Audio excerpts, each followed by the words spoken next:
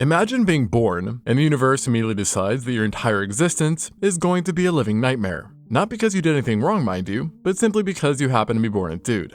And no, I'm not being facetious here, I'm simply referring to our world, and more specifically, the world of sexual selection, where being male sometimes means you're playing life on a increased difficulty, let's say. And the prize at the end of the tunnel is death. So, fun times. Now, you might be thinking, okay, but males are supposed to be the tough ones, right? And as such, they get all the cool weapons, i.e. bigger muscles, more testosterone, etc., etc. And yeah, but that's exactly the problem. Because it turns out that male hormones, while great for growing muscles and winning fights, are also fantastic at absolutely destroying your body, suppressing your immune system, and making you do incredibly stupid things, all in the name of reproduction. Look, Maxers, take note. And we can see this all pretty readily, as on average, females in the animal kingdom, including in humans, tend to outlive their male counterparts by a pretty significant margin, with a 2020 study showing that on average, mammalian females live about 20% longer than the males. And this isn't some random fluke or bad luck, it's the direct result of, again, our good friend, sexual selection. The concept Darwin came up with over a century ago to explain why male peacocks have those ridiculously impractical tail feathers, and why male deer grow antlers that, well, kill them sometimes.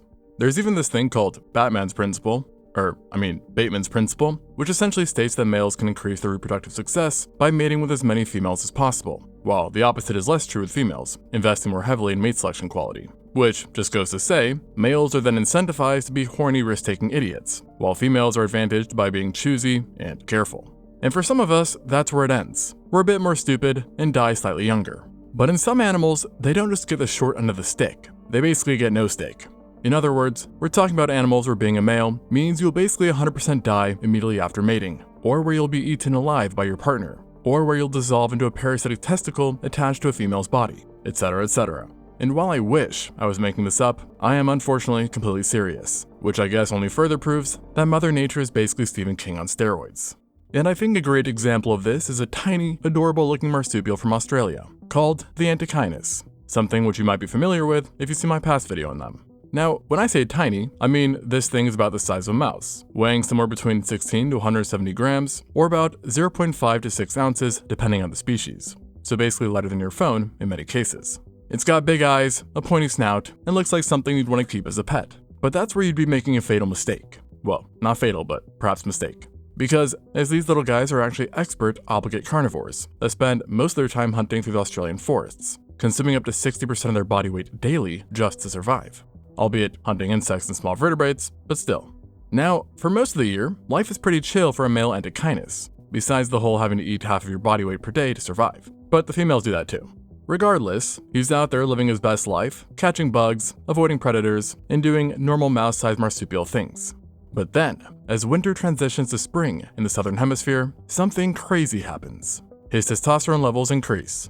And when I say increase, I mean we're talking about Ronnie Coleman here. They go completely off the charts, spiking to 8 times the normal level. At the same time as cortisol, one of the main stress hormones, skyrockets to levels that would literally kill most animals. Which is to say, not good. Which thus begs the question of why then? Well, normally in mammals, there's this protein called corticosteroid binding globulin, or CBG, which basically acts like a sponge that soaks up excess cortisol and keeps it from running wild in your bloodstream. But in male antechinuses during breeding season, their CBG levels crashed like the stock market in 2008, which means that all the cortisol is now free-floating and wreaking absolute havoc on their body, with cortisol levels rising from 100 nanomoles per liter to over 1,000, a tenfold increase that would push a human to metabolic crisis. But it gets worse. Oh, so much worse. Driven by this insane cocktail of hormones, male antechinuses abandon their territories and start roaming, and just looking for their Princess Charming, or rather, Princess Charmings. And when they do find a female, they don't just mate and move on. Oh no, they mate from 5 to 14 hours continuously. Unbroken marathons that would threaten the sanity of even the most hardened gooners and goonesses. And he doesn't just do this once. Nope, he'll mate with as many females as he can possibly find. And why? Well, besides the hormones, also perhaps because his entire legacy needs to be secured in this one breeding season. And why one season, you ask? Because over 99% of the males will die right after the mating season ends, which only lasts 3 weeks, mind you. So that's some pretty apocalyptic stuff right there. But don't you worry, as that's not even the truly horrifying part. Rather, it's not the fact that they do die, but it's what they die from. And it's not exhaustion, although that certainly doesn't help. It's rather that their bodies literally start eating themselves from the inside out, consuming muscle tissue, organ mass, even bone density, all to power their reproductive marathon. And the massive cortisol levels completely destroy their immune system. Their fur starts falling out in patches, they develop gangrene and gangrenous infected wounds, their eyes may cloud over, and sometimes even go blind. And yet, through all of this, they keep mating, staggering around the forest like zombies, desperately trying to find just one more female. Just one more. Now on the flip side, the females, they're perfectly fine. Well, besides any trauma from having to go through that whole ordeal. But they survive the breeding season, give birth to their young 25 to 35 days later, and raise them through a very energetically demanding lactation period. And then do it all again the next year. But all their baby daddies, dead as dead can be. And yet, with all this said, the most surprising part about this is that this strat actually works. Natural selection has favored this suicidal mating behavior because Australia basically has a boom-bust ecology, where insect populations explode for just weeks. And thus, by killing off all the adult males immediately after mating, competition for their juniors is now gone. Which obviously kind of sucks for the fathers, but hey, at least they'll get the dad of the year reward. Hopefully. But if dying from stress-induced organ failure sounds bad, then wait until you hear about the homies who actively, nay, willingly, get eaten by their own mates. Eaten alive, that is. So without further ado, say hello to the Australian redback spider, scientifically known as Latrodectus hasselti. Okay, so I'm pretty sure some of you might have heard of male spiders being eaten by the female before, and if you haven't, quick lesson in spider behavior. This does actually happen, not all the time, but a few different groups are known to show copulatory cannibalism, as it's called, where the male is then eaten by the female after mating. The big difference though is that most of those dudes are trying to make a break for it after doing the dirty, not offering themselves up on a silver platter like our Australian mate here, no pun intended. And speaking of them, let's talk about the size difference here, because we've got a short king situation on our hands here, or perhaps a giant queen situation. You see, female redback spiders are about 10 millimeters or 0.4 inches long. And while that might not sound that big, wait until you realize that the males measure only 3 to 4 millimeters or about 0.12 to 0.16 inches. Meaning females can be over 3 times longer, and more importantly, tens of times heavier than the males. And to really put this into perspective, that's like if you try to date someone who weighed thousands of pounds or kilograms, and then who would eat you afterwards. So, shout out to all my brave kings. Now, this next part isn't only a female thing, but you might be noticing a similarity between this spider and another very famous, or should I say infamous spider, the black widow. And that is no coincidence, as they're part of the same genus after all, Latrodectus. And what are black widows famous for? Their venom, packing potent neurotoxins, with humans who have reported being bitten, having severe pain, sweating, muscle spasms, nausea, and sometimes death, with at least 14 deaths being attributed to these cannibals. So yeah, these are not animals you want to mess with, unless you're a male redback that is, supposedly.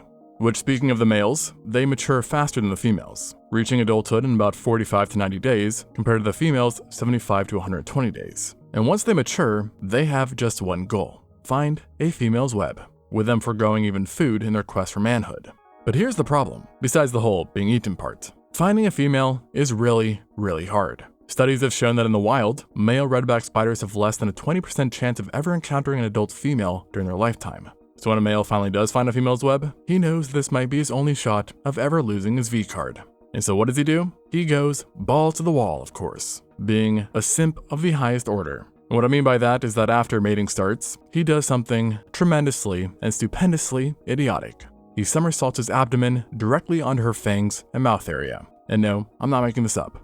The male positions himself, flips upside down in a beautiful controlled somersault, and places his oh-so-soft vulnerable abdomen right in front of the female's very non-vulnerable mouth parts. And about 2/3 of the time, she starts eating him, just right there, mid-mating. She'll bite into his intelligently placed abdomen and begin to consume him while he continues to go at it. And so, now you might be thinking, well, that's it for him, good run for the lad. But here's the thing, males that get eaten actually copulate for significantly longer than those who don't, with one study finding that cannibalized males copulated for an average of 25 minutes, while those that escaped only copulating for 11 minutes.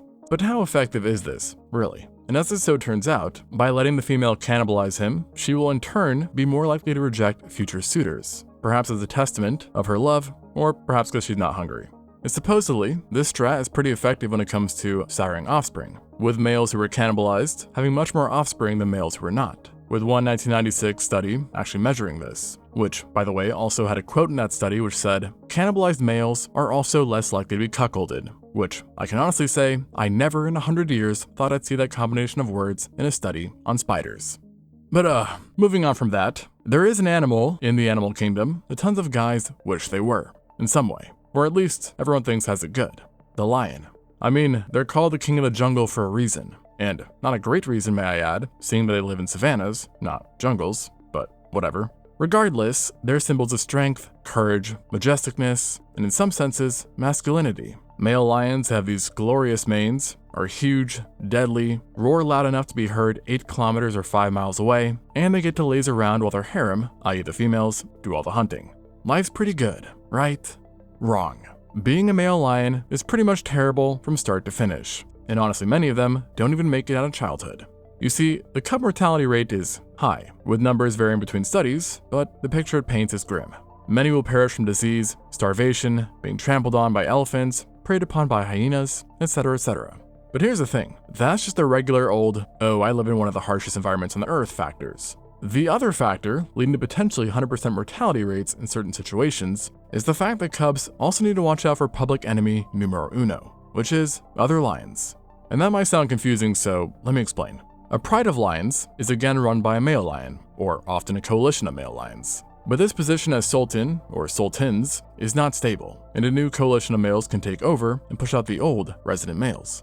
And guess what the first priority of business is after a successful hostile takeover? Killing all the cubs sired by the previous males. And why?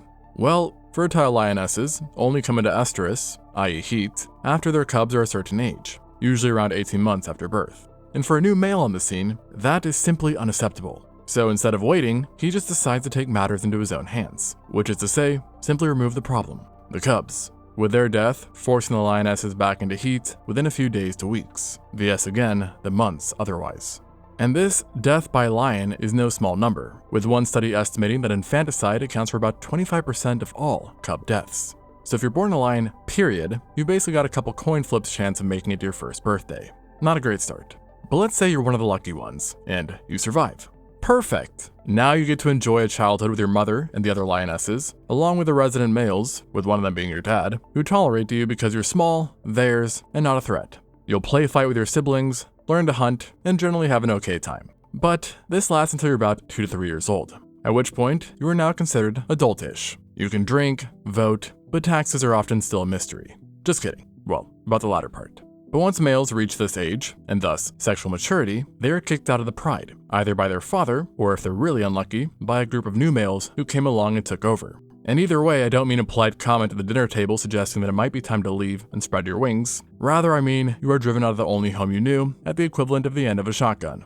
So now you're essentially an adult, you've been kicked out of your home, and you're suddenly on your own in one of the most dangerous places on earth. Actually, let me correct myself there. You're not usually completely alone, as you're typically evicted alongside your brothers and male cousins. And thus, you have now formed something called a coalition. See how this starts? And this is where life becomes a desperate struggle for survival, as nomadic males are basically homeless lions. They don't have the support of a pride's females for hunting, and they're constantly at risk of being attacked by other territorial males. And studies have shown that nomadic males have significantly higher mortality rates than their counterparts. But let's say again, you beat the odds. You and your coalition of brothers and cousins, and sometimes unrelated males, manage to survive the nomadic period. And during this time you've been growing, building strength, and learning how to throw down. And to that I say, congrats! You're now ready to challenge a resident male, or males, for control of a pride. And this is where things get very, very violent. You see, a coalition of males will locate a pride, assess the resident males, and then if they think they can win, which is usually a number thing, they'll attack. And these are not your schoolyard scraps. Fights between male lions do and can result in serious injuries, from maiming all the way up to death. Oh, and it's also not very fair, where a few males have ganged up on a single one, biting him on the back, neck, legs, and unfortunately, often in the genitalia as well. And if the challengers win, you can then take over the pride, and now you're living good. Perfect. But here's the thing, even if you do successfully take over a pride, you will only hold it for an average of 2 to 3 years before you're then overthrown by a younger, stronger coalition. And the odds are not good for regaining control after that, if you're not dead, that is. So welcome back to being a nomad, except this time often injured with dead brothers and cousins. So again, let's do the math. If you're born a lion, you have a significant chance of dying in your first year, with a 1 in 4 chance that said death will come from another lion. If you survive that, you'll be evicted around 2 to 3 years old, spend some possible years as a nomad with a significantly increased mortality rate, And then, if you do survive that, and successfully take over a pride, you'll then perhaps hold on to that for another 2 to 3 years before being overthrown. And during those 2 to 3 years, which you are king, you're constantly patrolling your territory, which can be, by the way, up to hundreds of square kilometers, fighting off challengers, and dealing with the stress of maintaining dominance. But yes, you get laid. Congrats. And with that congrats, we've also reached the end of this curated journey through manhood. So, congrats on that too. But let me just say something. This is barely scratching the surface, as like I alluded to, there are other dudes who become parasitizing testicles, dudes who get eggs injected into their body, dudes that give birth to hundreds of children, and many, many more. But that, my friends, is a story for another time. Thanks for watching, and until next time.